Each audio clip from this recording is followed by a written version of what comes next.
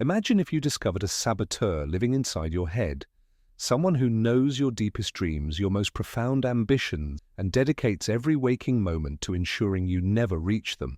This saboteur isn't a stranger. They speak with your voice, use your own thoughts against you, and their favorite weapon is a seemingly harmless word, tomorrow. But here's the shocking part. This saboteur is not your enemy. In fact, they believe they are saving you.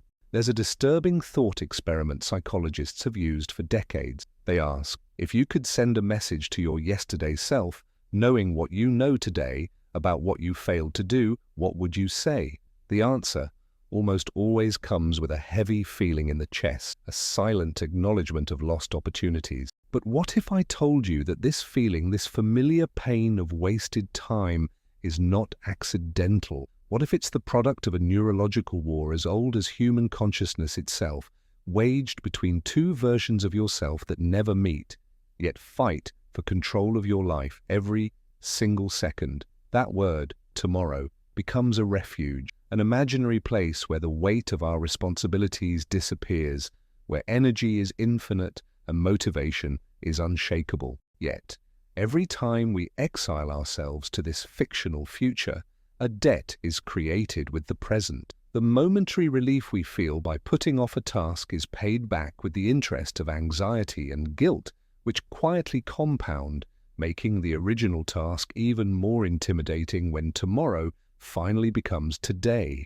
It's a subtle cycle, a poison we administer to ourselves in small doses, believing it to be a cure. We call it many things: laziness, a lack of discipline, disorganization. We use these labels as a form of self-criticism, believing that shame can force us into action. But what if these labels are fundamentally wrong? What if procrastination isn't a character flaw but a deeply human, instinctual response, a misinterpreted survival mechanism? And what if the enemy we believe we must fight with willpower is, in fact, an intrinsic part of us that is only trying to protect us from a threat only it can see? This isn't about laziness. It's not about a lack of ambition. It's about a profound conflict, a sabotage that comes from within. This is the story of how your brain, the organ designed to ensure your survival and success, secretly wages a war against you. This is the neuroscience of procrastination. To understand why you choose to watch one more episode instead of starting that important project, we need to understand that you don't just have one brain, you have, metaphorically, two. The first is your limbic system. Think of it as the ancient animal that still lives inside you. It's a part of the brain that has existed for millions of years, responsible for our rawest emotions, our survival instincts, and crucially, for seeking pleasure and avoiding pain. It doesn't understand deadlines, long-term goals, or career dreams. It understands now. What feels good now? What feels bad now? It is pure impulse, a force of nature focused on immediate gratification. The second combatant is the prefrontal cortex. This is the youngest, most evolved part of your brain, located just behind your forehead. It is the CEO, the strategist, the master planner. It is the voice of reason that says, if we start now, we'll finish on time and feel good about it. It handles impulse control, complex decision-making, and visualizing the future. It is the part of us that separates us from animals, the seat of our consciousness and our highest goals. Procrastination is, in essence, the result of the daily battle between these two forces. Your future self, represented by the prefrontal cortex, wants you to work on your masterpiece, but your present self, dominated by the limbic system, just wants to feel good now. And unfortunately, most of the time, the limbic system is much stronger and faster. When you are faced with a task that is difficult, boring, frightening, or simply unstructured, your limbic system perceives it as a threat. The sentinel for this threat is a small, almond-shaped structure called the amygdala. The amygdala is the brain's fear detection center. A task like write a 20-page report can trigger a fear response: fear of failure, fear of boredom, fear of not being good enough. To the amygdala, this emotional discomfort is indistinguishable from a physical threat, and its response is always the same: run, It sends an alarm signal throughout the brain, screaming, "Abort mission! Do anything else but not this." This is where the limbic system's secret weapon comes in. Dopamine. Dopamine is often called the pleasure neurotransmitter, but it's more accurately described as the neurotransmitter of anticipation and motivation. Your brain releases dopamine not just when you do something pleasurable, but when you anticipate something pleasurable. While the idea of writing that report generates no dopamine, the idea of scrolling through a social media feed, watching a video, or eating something sweet generates an immediate flood. Your brain, seeking the quickest reward, pushes you in the direction of the easiest and most pleasurable activity.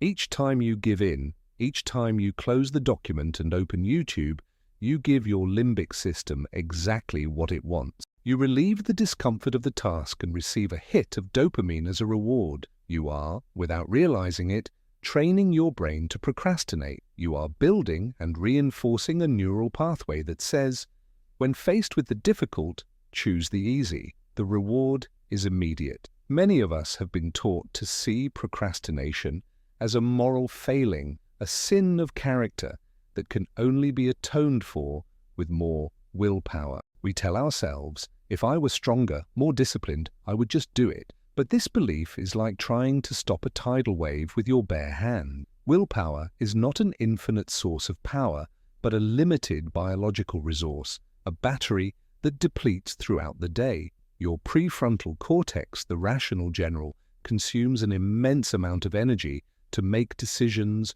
resist impulses, and plan for the future. In contrast, the limbic system, the impulsive beast, operates with brutal energy efficiency because its commands are simple and automatic.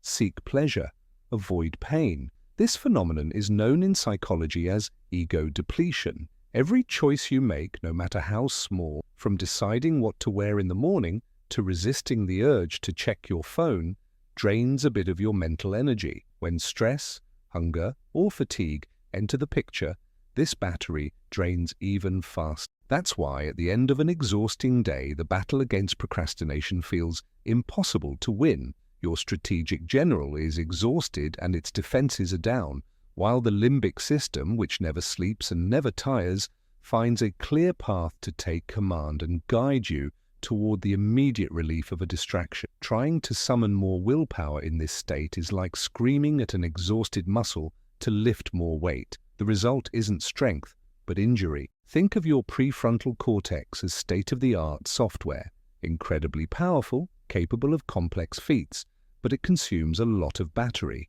The limbic system is like the computer's basic operating system, old, simple, but always running in the background, ensuring essential functions, like seeking safety and pleasure, never stop. When the battery is full, you can run the advanced software without a problem.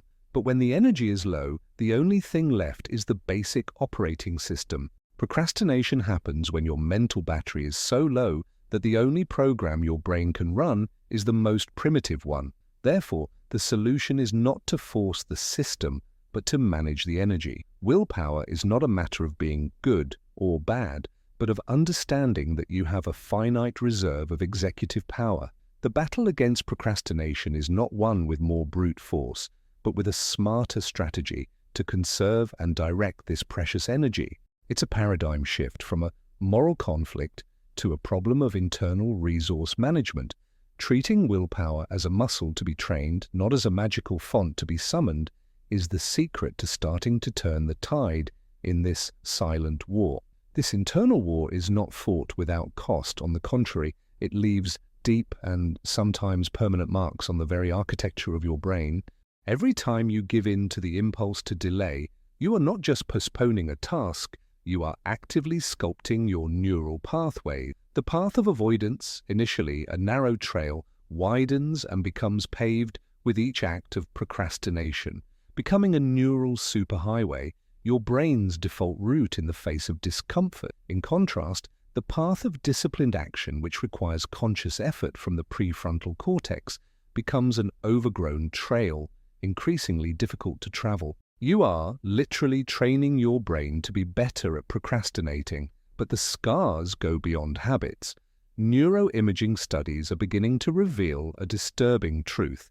Chronic procrastinators may exhibit physical differences in their brain structures.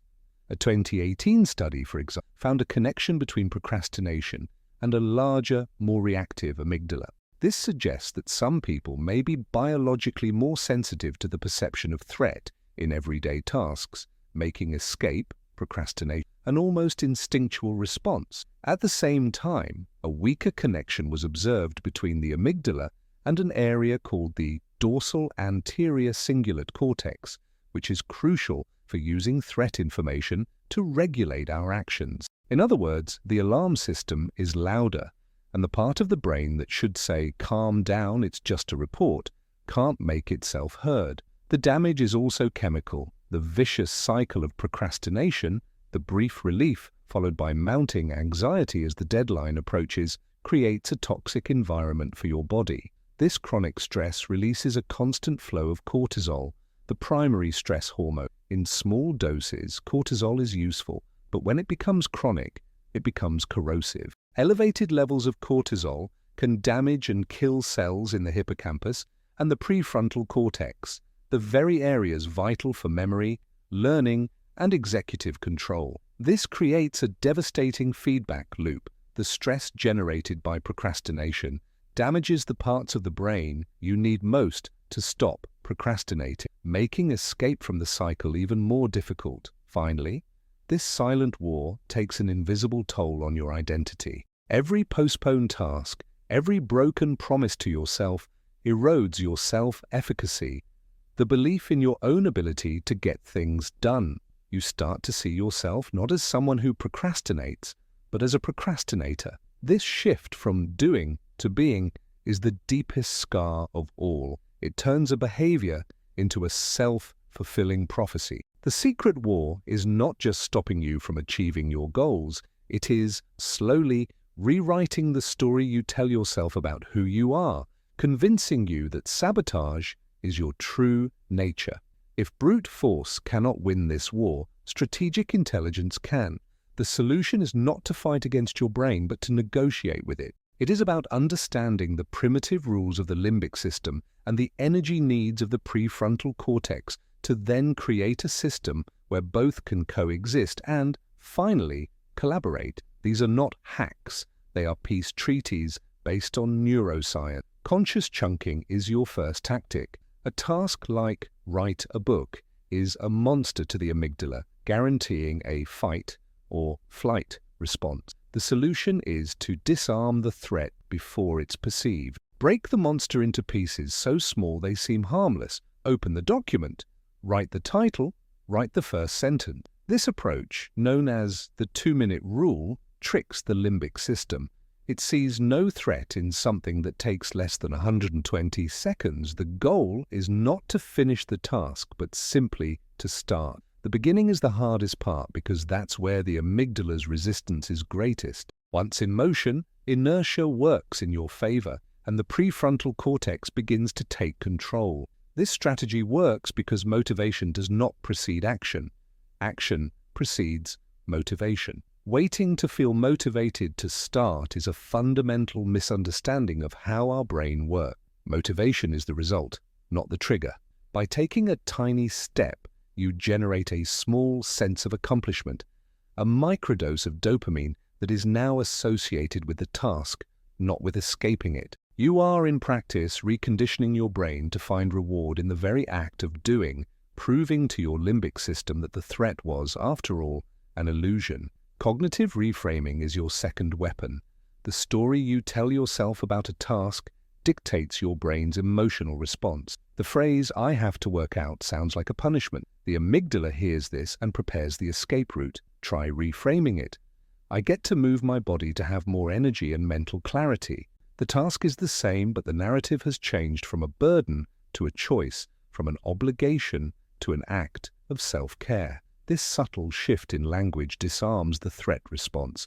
Deepen this technique by connecting the task to a core value of yours. Doing my taxes is tedious, but organizing my finances to build a secure future for my family has a purpose. By anchoring the mundane task in a meaningful why, You activate areas of the brain linked to values and identity, giving the prefrontal cortex a much more powerful reason to fight. You are no longer just filling out forms. You are acting in accordance with who you want to be. Procrastination often flourishes in the soil of meaningless work. Give it meaning, and you cut its roots. The focus ritual is your third strategy. Techniques like the Pomodoro technique, 25 minutes of focused work, 5 minutes of break, are brilliant because they negotiate directly with both sides of the brain. For the limbic system, the promise of a short, imminent break makes the task finite and less daunting. It's a short-term commitment it can accept. For the prefrontal cortex, those 25 minutes are a high-intensity workout, strengthening the muscle of attention and focus. The break is not a luxury, it is an essential part of the strategy. During the break, you should do something genuinely relaxing that doesn't require mental effort, allowing the prefrontal cortex to recharge its batteries. This cycle of work and rest trains your brain to understand that intense focus is always followed by reward, creating a sustainable rhythm. Over time, the ritual itself becomes a trigger. The sound of the timer, the act of closing other tab, these are small rituals, signal to the brain that it's time to enter focus mode, making the transition to work smoother and less resistant. Reward as an ally is the fourth tactic, and perhaps the most direct. The limbic system craves dopamine, and it will get it, either through procrastination or productivity. The key is to hijack this mechanism in your favor. Instead of getting a dopamine hit by running away from the task, plan a clear and immediate reward for completing it or a part of it. After I finish this chapter, I will listen to my favorite podcast. After I answer these emails, I will have a specialty coffee.